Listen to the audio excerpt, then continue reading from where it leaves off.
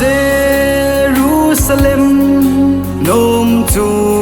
ka hlun ting le si na gim na ho ta lo ding chu a chun ni sawa zong ta lo ding kel ngoi no aton so na wa zing ta ding pa kai ka hin gal do ne kalena khol zin gama ko nin san sa te len namun nom chu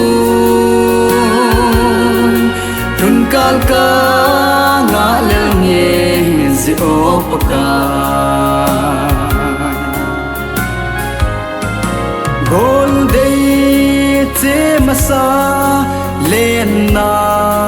van kopi anop dan lung minin alang zinge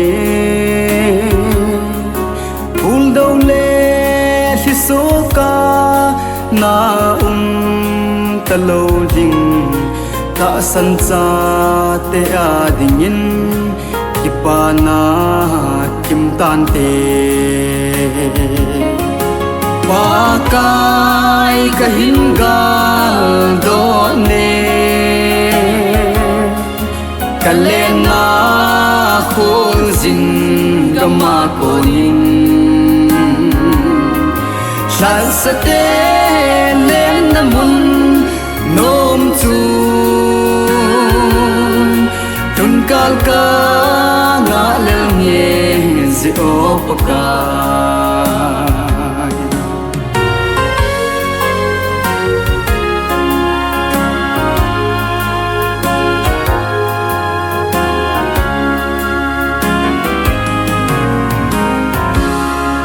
van til theng te hon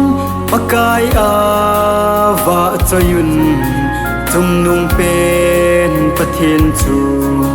lo pi hen aton so nin lo pin jing hen tin pakai ava choyui o hallelujah pakai ka hin gal do ne kalena khol zin gama ko nin san sa te len namun nom chu